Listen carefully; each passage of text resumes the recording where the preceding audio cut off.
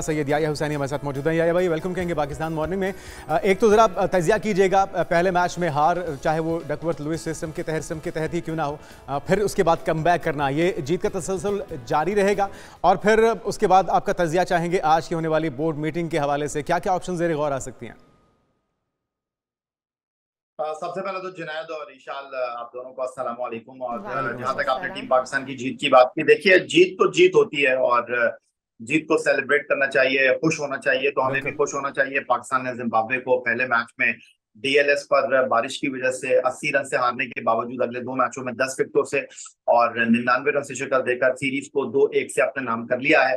तो डेफिनेटली ये पाकिस्तान क्रिकेट के लिए अच्छी खबर है, क्योंकि पहले मैच को हारने के बाद गहरे स्याह बादल नाकामी के हमारे सरों पर मंडलाने लगे थे, लेकिन हमारी टीम ने अच्छा कमबैक किया और साइम अयूब ने दूसरे मैच में 100 किया, फिर तीसरे मैच में कामरान गुलाम ने सेंचुरी स्कोर की और पाकिस्तान टीम ने अपने स्पिनर्स के साथ जिम्बाब्वे में दबोच लिया, कामयाबी हासिल की। नए खिलाड़ियों को भी हमने सीरीज में मौका दिया।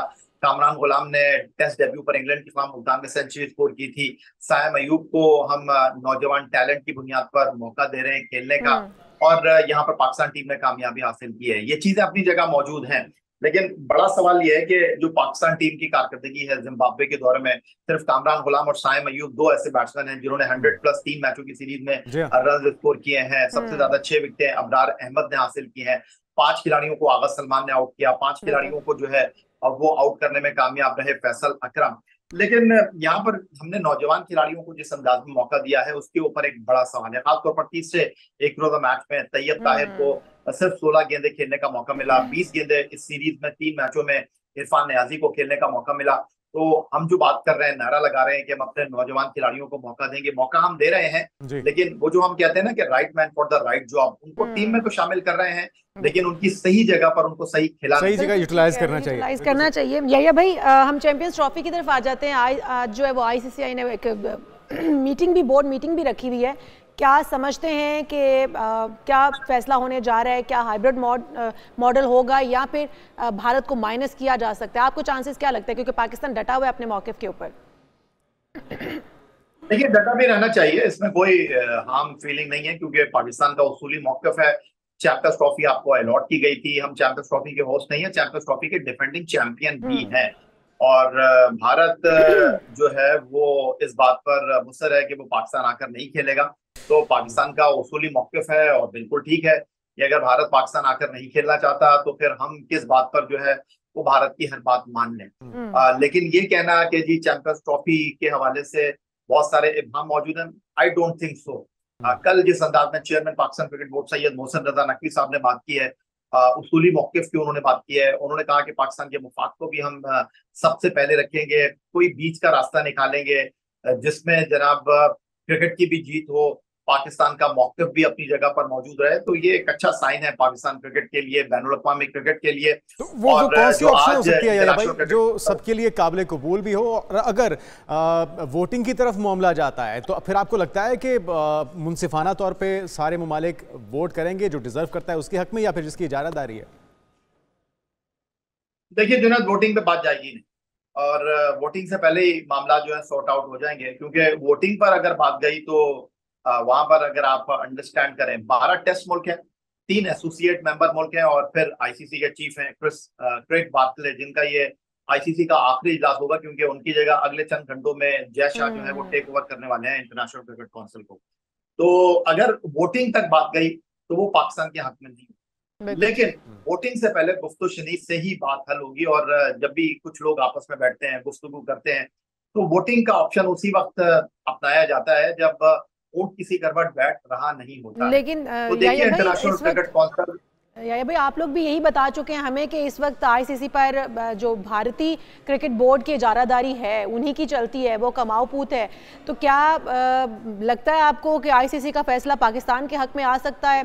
क्योंकि इस वक्त हम उस मजबूत पोजीशन में नज़र नहीं आते हैं वैसे, लेकिन मोहसिन नकवी साहब का जो फैसला है या उनका जो मौक़िफ़ है वो अपनी जगह पर दुरुस्त है। देखिए बात दरअसल ये मोहसिन नकवी साहब की बात नहीं है, ये क्रिकेट बोर्ड मोहसिन नकवी साहब का नहीं है, ये पाकिस्तान का क्रिकेट बोर्ड है। और मोहसिन नकवी साहब जो भी फैसला करेंगे वो पाकिस्तान क्रिकेट के वसीतर मुफाद में करेंगे, पाकिस्तान क्रिकेट के लॉन्ग टर्म जो है वो गोल्स को मद्देनजर रखते हुए करेंगे। और अगर आप भारत की इजारादारी की बात कर रही हैं, वो लफ्जों में कहने में बहुत अच्छा लगता है, लेकिन भारत अकेले कुछ भी नहीं है इंटरनेशनल क्रिकेट में। पाकिस्तान के बगैर इंटरनेशनल क्रिकेट हो ही नहीं सकती। इस वक्त 12 टेस्ट मुल्क हैं, जिनमें पाकिस्तान भी एक full member international cricket council का बोर्ड मेंबर मुल्क है। हम कठपुतली कहते हैं इंटरनेशनल क्रिकेट काउंसिल को, किसी फुसफुसे गुब्बारे जैसा कहते हैं। उनकी इतनी ही औकात है, वो क्या कर सकते हैं बेचारे।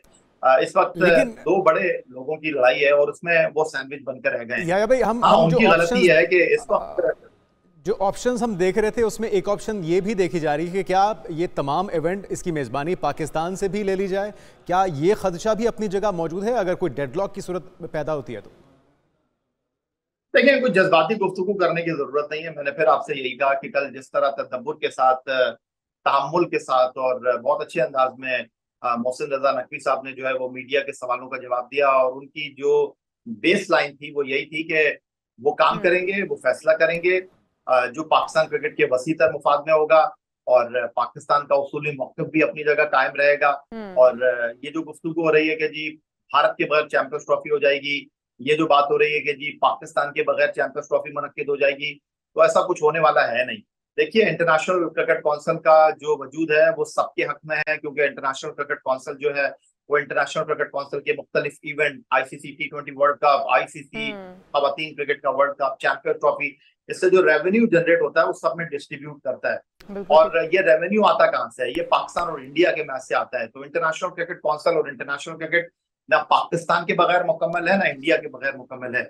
इंडिया पाकिस्तान का मैच होगा तभी लोगों का इंटरेस्ट होगा, तभी टीवी राइट्स जो है वो महंगे दामों बिकेंगे, तभी जो है एडवर्टाइजर आएगा। तो बीच का रास्ता निकलेगा। तो आपकी राय क्या है या भाई? आप भी 2 दहाइयों से ज्यादा अरसे से क्रिकेट को कवर कर रहे हैं।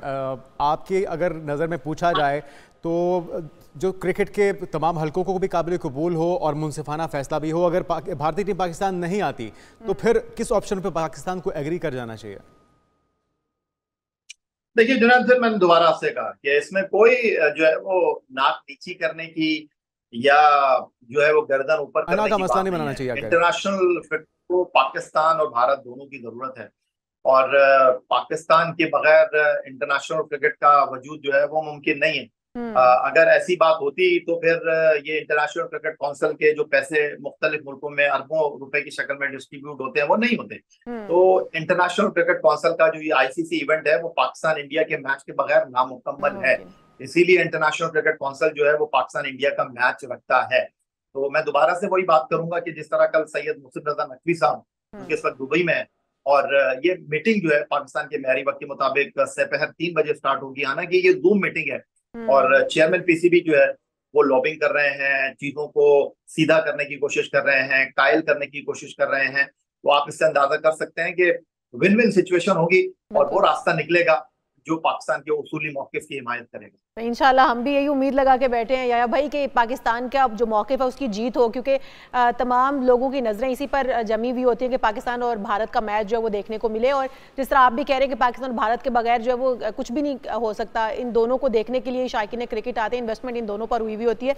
तो जो इस वक्त ब्रॉडकास्टर्स हैं वो भी काफ़ी परेशान नजर आते हैं। ICC भी जिस तरह आपने कहा 2 बड़ी टीमों के दरमियान, 2 बड़े मुल्कों के दरमियान इस वक्त वो भी फंस के रह गया है। तमाम तर सूरत हाल ICC के लिए कितनी मुश्किल समझते हैं? उनके लिए फैसला करना कितना मुश्किल साबित हो सकता है किसी एक के पलड़े में अपना वोट डालना? देखिए इशाल, बात दरअसल आप अपने घर का एक छोटा सा फंक्शन करते हैं ना, तो आप जाके पहले जो है वो वेन्यू को फाइनल करते हैं, वहां पर एडवांस पेमेंट करके आते हैं, फिर केटरिंग वाले को जो है ऑन बोर्ड लेते हैं, फिर जो भी आपके पहनने ओढ़ने के मामलात हैं उनके हवाले से आप अपनी शॉपिंग शुरू करते हैं। तो देखिए ये इंटरनेशनल क्रिकेट काउंसिल का इवेंट है और 90 दिन पहले जो है इसका शेड्यूल आ जाना चाहिए था। 22 नवंबर को इम्कान था कि आ जाएगा, लेकिन वो नहीं आया। और ट्रॉफी जो है वो सफर कर रही है, तो ये भी एक अच्छा साइन है कि ट्रॉफी सफर कर रही है। इसका मतलब कि टूर्नामेंट जो है वो ऑन है। और इंटरनेशनल क्रिकेट काउंसिल का बराह रास्त किसके साथ वास्ता है? ब्रॉडकास्टर के साथ। तो ब्रॉडकास्टर को कम से कम 3 महीने चाहिए अपनी इन्वेंट्री को सेल आउट करने के लिए। वो किसी के पास जाएंगे कि जी इंडिया पाकिस्तान का मैच है और ये इंडिया पाकिस्तान का मैच हम 100 रुपए में बेचना चाहते हैं, उसकी बोली लगेगी। कोई कहेगा 90 रुपए ले लो, कोई कहेगा 70 रुपए ले लो। वो बोलेंगे नहीं जी इंडिया पाकिस्तान का मैच है, लोगों का इंटरेस्ट है, लोग मैच देखने के लिए आएंगे, तो हम इसको 100 नहीं 500 रुपए में बेचेंगे। इस वक्त ब्रॉडकास्टर्स इसीलिए तहफ्फुज़ात का शिकार हैं। बहुत शुक्रिया सैयद याहिया हुसैनी साहब हमारे साथ मौजूद थे।